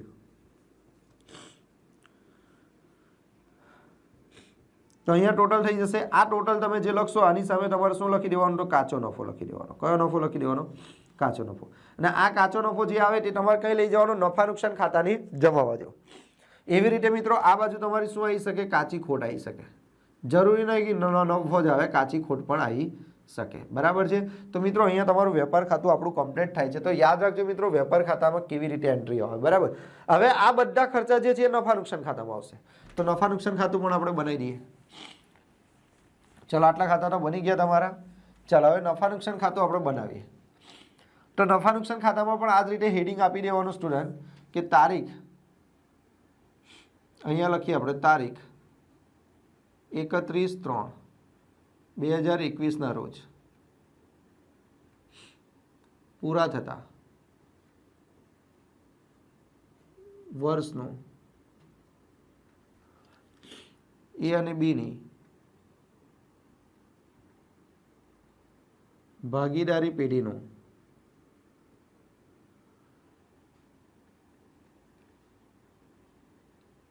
નફા નુકસાન ખાતું. નફા નુકસાન ખાતું. તો સ્ટુડન્ટ નફા નુકસાન ખાતામાં તમારે શું લખવાના? બધા ખર્ચા જ લખવાના છે અને આવકો લખવાની છે. કયા કયા ખર્ચા થાય એ તો મેં તમને કહી દીધેલું છે. બરાબર. નફા નુકસાન ખાતામાં કયા કયા ખર્ચા થાય એ તો મેં તમને કહી દીધેલું છે. તો ચાલો સૌથી પહેલાં માની લો કે અહીંયા કાચો નફો આવ્યો હોય, તો કાચો નફો તમારે નફા નુકસાન ખાતાની કઈ બાજુ લખવાનો? જમા બાજુ. તો અહીંયા તમારે લખી નાખવાનો કાચો નફો. કૌંસમાં તમે લખી શકો વેપાર ખાતેથી લાવ્યા. વેપાર ખાતેથી લાવ્યા. કઈથી લાવવાનો? વેપાર ખાતામાંથી અહીંયા જે કાચો નફો તમારો આવ્યો હોય ને, એ કાચો નફો તમારે નફા નુકસાન ખાતાની કઈ બાજુ લઈ આવવાનો? જમા બાજુ. એવી રીતે જો કાચી ખોટ હોય તો આ બાજુ લખવાનું. કાચી ખોટ ક્યાંથી લાવ્યા? તો કે વેપાર ખાતેથી લાવ્યા. વેપાર ખાતેથી લાવ્યા.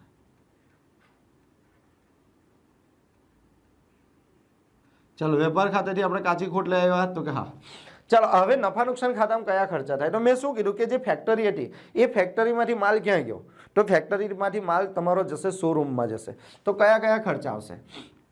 તો વખાર ખર્ચ આવે. વખાર ખર્ચ આવે પહેલા તો. પછી શોરૂમનો ખર્ચ આવશે. શોરૂમનો ખર્ચ આવશે. હવે શોરૂમમાં જે માલ ભરેલો છે એનું પ્રીમિયમ પણ લેવું પડશે. તો વીમા પ્રીમિયમ પણ આવશે. વીમા પ્રીમિયમ પણ આવે. બરાબર છે. પછી પગાર પણ આવશે. કોનો પગાર આવશે? તો કે આપણે જે શોરૂમ હોય, શોરૂમનો જે મેનેજર હોય એને પગાર પણ આપવો પડશે. તો પગાર પણ ત્યાં આવી શકે. બરાબર. વીમા પ્રીમિયમ પણ આવે. શોરૂમનો ખર્ચ આવે. વખાર આવે. પેકિંગ કરાવવાનું થાય તો પેકિંગ પણ ત્યાં આવી શકે. પેકિંગ ખર્ચ પણ આવી શકશે સ્ટુડન્ટ. ચાલો, પેકિંગ કરાવે. પછી બીજું શું કરી શકીએ? તો કે ભાઈ માલ વેચવો હોય તો જાહેરાત કરવી પડે.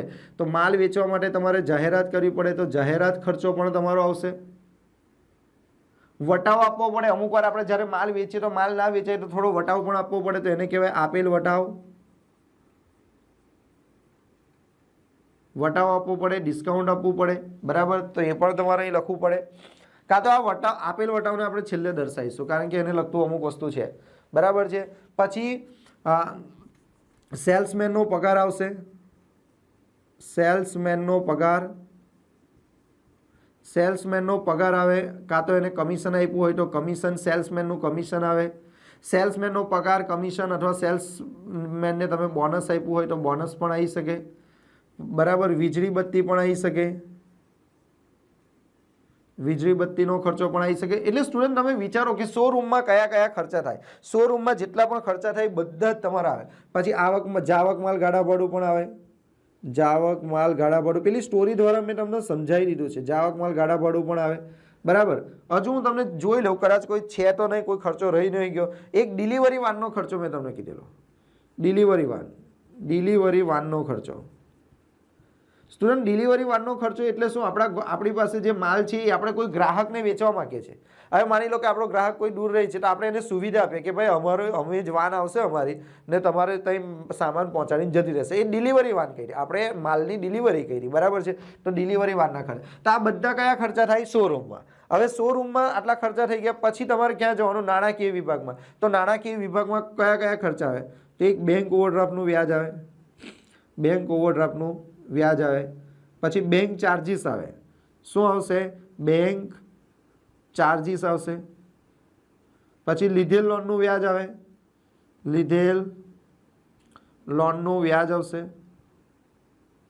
એવા તો ઘણા બધા ખર્ચા બીજા આવી શકે છે સ્ટુડન્ટ, પણ આપણે ખાલી આટલા લખીએ. હવે ઓફિસમાં તમે જાઓ તો ઓફિસમાં કયું આવે? ઓફિસમાં પગાર આવે, ભાડું આવે, વીમા પ્રીમિયમ, જે ઓલરેડી લખાઈ ગયેલું છે. પણ ઓફિસમાં પણ અલગથી પગાર આવે, પણ બે પગાર તો આપવાના નહીં, બે પ્રીમિયમ તો આપવાના નહીં. તો આવી સમજી ગયો. તો પગાર આવે, ભાડું આવે, વીમા પ્રીમિયમ આવે, કરવેરા આવે. ઓફિસમાં તમે જાઓ તો કરવેરા આવશે, બરાબર? કરવેરા પછી તમારા ટાર ટપાલ આવે, ટાર ટપાલ એટલે કે સ્ટેશનરી ખર્ચ પણ તમે એને કહી શકો છો, અથવા આપણે અલગથી લખીએ. ચાલો, સ્ટેશનરી ખર્ચ પણ આવી શકે. તો અહીંયા તમારે સ્ટેશનરી ખર્ચ લખી દેવાનો. કાનૂની ખર્ચ હોય તો કાનૂની ખર્ચ પણ આવશે સ્ટુડન્ટ. તો કાનૂની ખર્ચ લખવો હોય તો કાનૂની ખર્ચ. ઓડિટ ફી, તમારે ઓડિટ કરાવવું હોય તમારા ધંધાનું તો ઓડિટ ફી, ઓડિટ ફી પણ તમારી અહીં આવશે, બરાબર? પ્રોવિડન્ટ ફંડમાં ફાળો કર્મચારીનો, પ્રોવિડન્ટ ફંડમાં ફાળો માલિકી આપેલો હોય ત્યાં, એટલે કે ભાગીદારી પેઢીએ. તો આ બધા ખર્ચા તમારા ક્યાં આવશે? તો કે ઓફિસના ખર્ચા છે. તો આ નફા નુકસાન ખાતામાં તમારા આટલા ખર્ચા આવે. હજુ તમારા અન્ય ખર્ચા પણ આવે. અન્ય ખર્ચા એટલે આગથી થયેલ નુકસાન પણ આવી શકે, આગથી થયેલ નુકસાન, આગથી થયેલ નુકસાન, ચોરીથી થયેલ નુકસાન, ચોરીથી થયેલ નુકસાન. કોઈ પણ પ્રકારનું નુકસાન કઈ બાજુ લખાય? ઉધાર બાજુ. હવે બધું બહુ નહીં લખતું, બધું બહુ લખવું હોય તો બધું બહુ જ લખાય. નુકસાન તો કેટલી રીતે થાય? આગ લાગે તો નુકસાન થાય, ચોરી થાય તો નુકસાન થાય, માલ પૂરમાં તણાઈ જાય તો નુકસાન થાય. નુકસાન તો કઈ કેટલી રીતે થાય સ્ટુડન્ટ? તો ઘણી બધી રીતે અહીં તો લખી શકાય, બરાબર? એટલે આગથી થયેલ નુકસાન, ચોરીથી થયેલ નુકસાન તમે લખી શકો. ત્યાર પછી નીચે લાસ્ટમાં દેખાશે ને, ત્યાર પછી બીજું એક આવશે મિત્રો. આ ફોર્મેટ તમારે યાદ રાખવાનું છે ગલખાતનું. હું બહુ ડિટેલમાં સમજાવીશ, પહેલાં અહીંયા આપણે લખી નાખીએ. આજુબાજુ કનો મતલબ થાય કાચા સરવૈયામાં જે ગલખાત આપેલી હોય તે ગલખાત તમારે અહીં લખી દેવાની, વત્તા ગલખાત હવાલામાં જો આપેલી હોય તો હવાલાની ગલખાત અંદર પ્લસ કરી દેવાની, બરાબર? વત્તા ગલખાત અનામત જો હવાલામાં આપેલી હોય તો એ પણ પ્લસ કરી દેવાની. એમાંથી માઇનસ તમારે કરી દેવાની ગલખાત અનામત કાચા સરવૈયાની તમારે માઇનસ કરી દેવાની. પછી જે રકમ વધે તે તમારે ક્યાં લખવાની? બહાર લખવાની. એવી જ રીતે મિત્રો હજુ અમુક ખર્ચા આવશે. કયા કયા ખર્ચા આવશે? તો કે આપેલ વટાવ આવે, વટાવ હોય તો વટાવ આવશે. જો અહીંયા બનાવે આપણે, જગ્યા ખૂંડી ગઈ આપણે. આપેલ વટાવ આવશે, એમાં વટાવ અનામત આવે, વટાવ અનામત હવાલાનો જે વટાવ અનામત હોય તે અંદર પ્લસ કરી દેવાનો, એમાંથી માઇનસ કરી દેવાનું વટાવ અનામત. કાચા સરવૈયાનું હોય તો શું કરવાનું? માઇનસ કરવાનું. પ્લસમાં જવાબ આવે તો અહીંયા ઉધાર બાજુ જ લખવાનું, બરાબર? માઇનસમાં જવાબ આવે તો તમારે જમા બાજુ લઈ જવાનું. એવી રીતે મિત્રો બીજું ઘસારો આવે, ઘસારા ખાતે એટલે ઘસારો પણ આવી શકે. એટલે સ્ટુડન્ટ ઘણા બધા ખર્ચા તમે લખી શકો. નફા નુકસાન ખાતામાં તો બહુ બધા ખર્ચા આવે, બરાબર છે? ઘણા બધા ખર્ચા લખી શકાય. આ દેવાદાર વટાવ અનામત છે. અહીંયા તમે જો વટાવ અનામત લખ્યું ને, દેવાદાર વટાવ અનામત છે એવું તમારે માની લેવાનું છે, બરાબર? પછી મિલકત વેચાણનું નુકસાન, કોઈ મિલકત તમે વેચી દીધી હોય તો મિલકત વેચાણનું નુકસાન પણ આવી શકે. મિલકત વેચાણનું નુકસાન પણ આવી શકે. એવી જ રીતે મિત્રો અમુક આવકો પણ થાય તમને, અન્ય આવકો. મળેલ કોઈ પણ પ્રકારની આવક હોય તો તમારે કઈ બાજુ લખી દેવાનું? જમા બાજુ. કેટલી બધી આવે જો. મળેલ આવકોમાં મળેલ વટાવ આવે, મળેલ વટાવ તમે લખી શકો. કોઈ પણ વસ્તુ મળેલ હોય જમા બાજુ લખી શકો. મળેલ કમિશન લખી શકો. ઉમેદવારનું વીમા પ્રીમિયમ અહીં લખી શકો તમે. ઉમેદવારનું વીમા પ્રીમિયમ હોય તો ઉમેદવારનું વીમા પ્રીમિયમ લખી શકો. કોઈ પણ મિલકત વેચાણનો નફો હોય તો આ બાજુ લખી શકો. મિલકત વેચાણનો નફો હોય તો મિલકત વેચાણનો નફો પણ લખી શકો. મળેલ ડિવિડન્ડ હોય તો સ્ટુડન્ટ અહીંયા તમે લખી શકો મળેલ ડિવિડન્ડ પણ તમે લખી શકો. મળેલ ડિવિડન્ડ પણ તમે શકે. એટલે નફા નુકસાન ખાતામાં તમે કેટલી બધી વસ્તુ લખી શકો બોલો. પછી રોકાણો પર વ્યાજ, રોકાણોનું વ્યાજ હોય તો રોકાણોનું વ્યાજ પણ તમે આ બાજુ લખી શકો. બીજું હું જોઈ લઉં હજુ કેટલી વસ્તુ આવી શકે છે. જો મળેલ વટાવ આવે, મળેલ ભાડું આવે, મળેલ કમિશન આવે, મળેલ દલાલી પણ આવી શકે. તો આ બાજુ મળેલ કોઈ પણ વસ્તુ યાદ રાખો, ગોખણ પટ્ટી નથી કરવાની. કોઈ પણ વસ્તુ મળેલી હોય તો આ બાજુ તમારે લખી દેવાનું. મળેલ દલાલી તમે આ બાજુ લખી શકો છો. લોનનું વ્યાજ, ગાલખાત, ગાલખાત પરત હોય તો ગાલખાત પરત તમે આ બાજુ લખી શકો છો. મળેલ લીધેલ લોન, આપેલ લોન પર વ્યાજ, આપેલ લોનનું મળેલ વ્યાજ, કે આપેલ લોન હોય તો એનું વ્યાજ આપણને મળે ને તો એ વ્યાજ પણ તમે લખી શકો છો. બરાબર. મળેલ ડિવિડન્ડ બધું મોટા ભાગે લખી દીધું છે. હજુ પસ્તીની વેચાણની ઉપજ, પસ્તીની વેચાણની ઉપજ તમને આપી દીધી હોય તો પણ એ જમા બાજુ પસ્તીની વેચાણની ઉપજ તમારે લખી દેવાની. ભંગારની ઉપજ હોય તો ભંગારની ઉપજ પણ તમારે લખી દેવાની. બસ પતી ગયું. હવે તમારે શું કરવાનું મિત્રો, ટોટલ કરી દેવાનું. ટોટલ કરશો એટલે બે વસ્તુ તમને મળે. બરાબર. જો તમારે નફો આવે તો એને કહેવાશે ચોખ્ખો નફો. જો તમારા દાખલામાં નફો આવશે તો એને તમારે શું કહેવાનું, ચોખ્ખો નફો. આને કહેવાય ચોખ્ખો નફો. ક્યાં લઈ ગયા તો કે નફા નુકસાન ફાળવણી ખાતે લઈ ગયા, ફાળવણી ખાતે લઈ ગયા. એવી રીતે બની શકે કે ચોખ્ખી ખોટ પણ આવે તો ચોખ્ખી ખોટ આ બાજુ લખાશે. તો અહીંયા આપણે લખી દેવાનું ચોખ્ખી ખોટ. એ ચોખ્ખી ખોટ તમારે ક્યાં લઈ જવાની, નફા નુકસાન ફાળવણી ખાતે.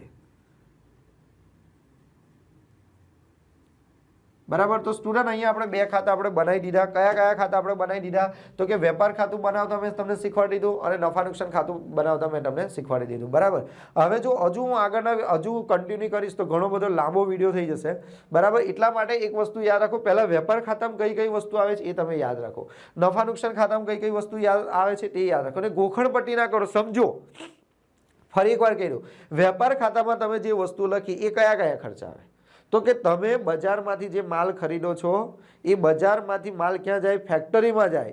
અને ત્યાં સુધીના જેટલા પણ ખર્ચા છે એ બધા સીધા ખર્ચા કહેવાય, વેપાર ખાતામાં આવે. અને એકવાર માલ ફેક્ટરીની બહાર જતો રહે પછી જેટલા પણ ખર્ચા થાય એ બધા નફા નુકસાન ખાતામાં આવે. બરાબર. તો આ બધી આવકો, કોઈ પણ આવક તમને મળી હોય, મળેલ વ્યાજ, મળેલ ડિવિડન્ડ, રોકાણોનું વ્યાજ, કોઈ પણ રીતે તમને પૈસા મળે તો નફા નુકસાન ખાતાની જમા બાજુ. હવે આપણે નેક્સ્ટ વિડીયોમાં ભણીશું નફા નુકસાન ફાળવણી ખાતું કઈ રીતે બનાવવાનું, ચાલુ ખાતું કઈ રીતે બનાવવાનું, મૂડી ખાતું કઈ રીતે બનાવવાનું અને પાકું સરવૈયું કઈ રીતે બનાવવાનું. એ પતી જશે પછી હું અમુક આઈએમપી વસ્તુ તમને કરાવીશ કે કોની કઈ બાકી આવે, ઉધાર બાકી, જમા બાકી, વેપાર ખાતામાં શું લખાય એ બધું. પછી હવાલા કરીશું, પછી નાના નાના દાખલાઓ તમને શીખવાડીશ અને પછી આપણે મોટા દાખલા પર જઈશું. બરાબર. એટલે આ ચેપ્ટર આપણા માટે મહત્વ છે એટલે આપણે ફૂલ તૈયારી કરવાની. તો ચાલો મિત્રો આવજો, બાય બાય.